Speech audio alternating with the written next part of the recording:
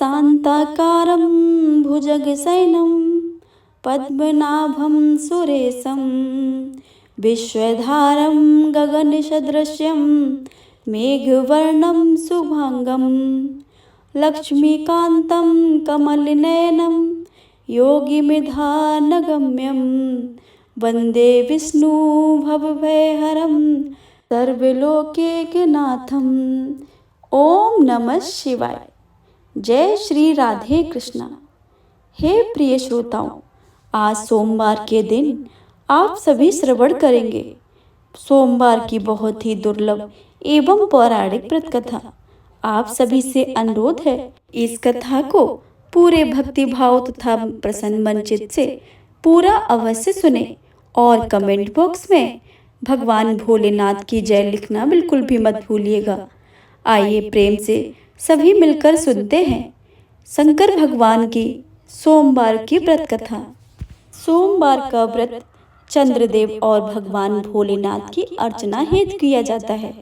इस व्रत को श्रद्धा पूर्वक करने से मानसिक कलेशों से छुटकारा मिलता है एवं सभी मनोकामनाएं पूर्ण होती हैं।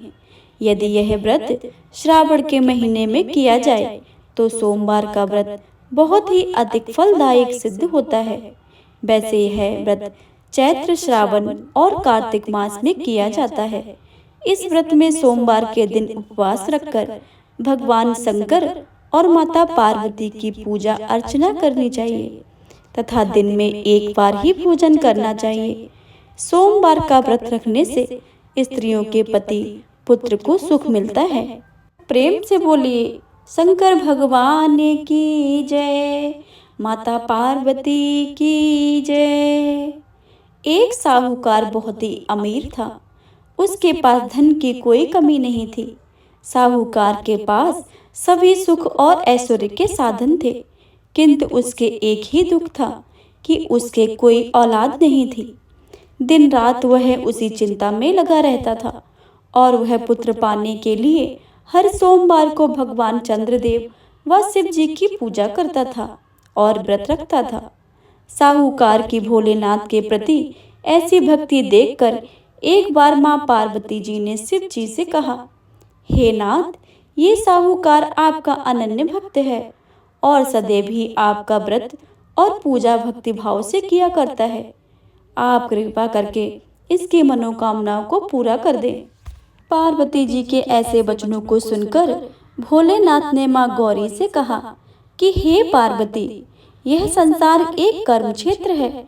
यहाँ जो भी जैसा कार्य करता है उसे वैसा ही फल मिलता है, अर्थात जैसा कार्य मनुष्य करता है वैसा ही परिणाम भी भोगता है।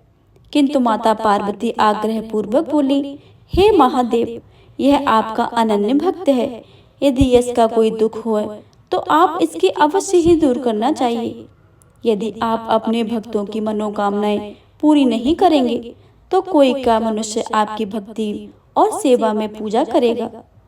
पार्वती जी के इस आग्रह को सुनकर शिव जी ने कहा, हे शिवे, इस साहूकार के कोई पुत्र नहीं है, इसी कारण यह दिन रात चिंतित व दुखित रहता है। इसके भाग्य में संतान न होने पर भी इसे पुत्र प्राप्ति के लिए वरदान देता हूँ, किंतु इसका पुत्र केवल 12 वर्ष तक ही जीवित रह सकता है। इसके बाद वह मर जाएगा। इससे अधिक मैं इस साहूकार के लिए कुछ भी नहीं कर सकता हूँ। यह सब बातें साहूकार सुन रहा था। उसे यह सारी बातें सुनकर ना तो कोई खुशी हुई और ना ही दुख हुआ। वह पूर्ववत शिव जी का पूजा और व्रत किया करता था। कुछ समय के पश्चात साहूकार की पत्नी गर्भवती हो गई और 10वें महीने में उसने एक पुत्र को जन्म दिया। साहूकार में घर में बहुत खुशियां मनाई गईं, किंतु साहूकार अपने पुत्र की 12 वर्ष की उम्र जानकर कोई खुशी प्रकट नहीं की और इस संबंध में किसी को भी कोई भेद नहीं बताया। जब बालक धीरे धीरे बड़ा होने लगा, जब वह बालक 11 साल का हो गया तो बालक की माता ने साहूकार से उसके विवाह के लिए कहा, किंतु साहूकार ने उसे मना कर दिया और कहा कि इसे काशी जी पढ़ने भेजूंगा।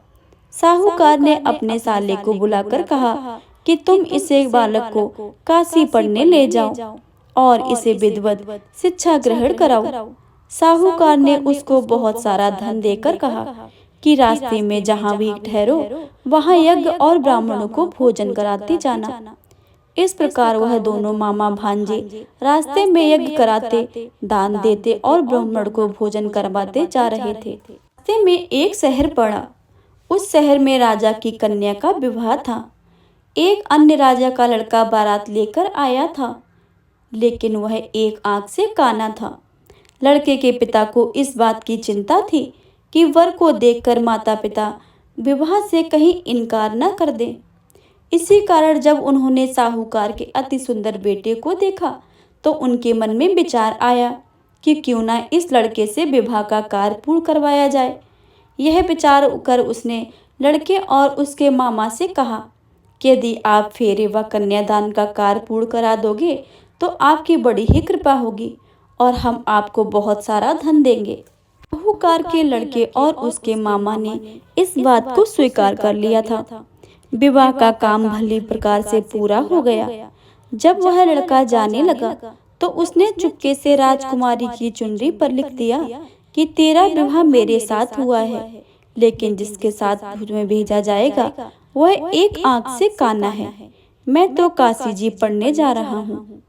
राजकुमारी ने इस प्रकार लिखा पाया तो उसने काने राजकुमार के साथ जाने से इनकार कर दिया और कहा कि यह मेरा पति नहीं है। मेरा विवाह जिसके साथ हुआ है वह काशी जी गया है। राजकुमारी के पिता ने यह सब सुना तो उसने अपनी कन्या का विदा करने से मना कर दिया। बारात वापस हो गई। उधर साहूकार का लड़का और उसका मामा काशी जी पहुंचे, जहां लड़के ने पढ़ना शुरू कर दिया। अपना अतिरिक्त समय मामा भांजे यज्ञ दान आदि में व्यतीत करने लगे। इस प्रकार कई महीने बीत गए। जब लड़का 12 साल का हुआ तो उस दिन लड़के के मामा ने यज्ञ का आयोजन रखा था। अचानक ही लड़के की तबीयत खराब हो गई। लड़के के मामा ने कहा कि अंदर जाकर सो जाओ। लड़का अंदर जाकर सो गया। थोड़ी देर के पश्चात लड़का मर गया। जब लड़के के मामा ने यह देखा कि वह मर गया है तो वह बहुत दुखी हुआ। उसने सोचा कि मैं पहले यज्ञ का काम कर लूं, तब कुछ सोचूंगा। लड़के के मामा ने यज्ञ को पूरा किया और फिर रोना प्रारंभ कर दिया। वह बहुत जोर जोर से रो रहा था। संयोगवश शिव जी और पार्वती जी उधर से जा रहे थे। पार्वती जी ने भगवान भोलेनाथ से कहा कि हे नाथ, कोई दुखी व्यक्ति रो रहा है, उसके कष्टों को दूर कर दो। जब शिव जी और पार्वती जी वहां पहुंचे तो उन्होंने देखा कि वहां एक लड़का मरा हुआ पड़ा था। तब पार्वती ने देखते ही लड़के को पहचान लिया। पार्वती जी ने लड़के के मरने का कारण पूछा तो भोलेनाथ ने बताया कि हे गौरी, इस लड़के की आयु इतनी ही थी, ये अपनी आयु पूरी कर चुका है। पार्वती जी ने विनम्रता पूर्वक कहा, महाराज, कृपा करके आप इस लड़के को जीवित कर दीजिए, नहीं तो इसके माता पिता इसके वियोग में तड़प तड़कर अपनी जान दे देंगे। माता पार्वती की बात सुनकर शिव जी ने लड़के को पुनः जीवन दान दे दिया। शिव जी की कृपा से लड़का पुनः जीवित हो गया। शिव शंकर व माता पार्वती शिव धाम चले गए। शिक्षा पूरी होने पर लड़का और उसका मामा पहले की तरह यज्ञ करते हुए ब्राह्मणों को भोजन और दक्षिणा देते हुए अपने घर की ओर चल दिए। रास्ते में दोनों उसी शहर में आए जहां पर उस लड़के की शादी हुई थी। वहां पहुंचकर दोनों ने यज्ञ करना शुरू कर दिया।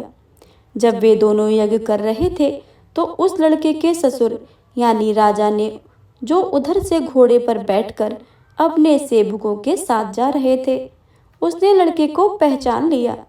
राजा ने महल में ले जाकर दोनों की खूब सेवा की। कुछ समय राजा महल में रहने के बाद लड़के ने राजा से जाने की आज्ञा ली।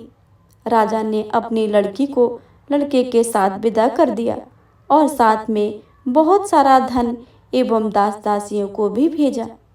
जब वे अपने शहर में आए तो लड़के के मामा ने कहा कि मैं पहले तुम्हारे माता पिता को तुम्हारे आने की खबर सुना चाहता हूँ, तब तक तुम अपनी पत्नी सहित यहीं आराम करो। ऐसा कहकर लड़के के मामा साहूकार को अपने पुत्र के आने की खबर देने चला गया।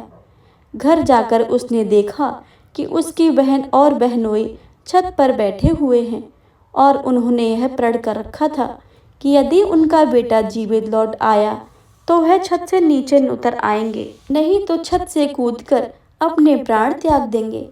लड़के के मामा ने जब यह समाचार उन्हें सुनाया तो उनका लड़का जीवित लौट आया है तो उन्हें विश्वास नहीं हुआ।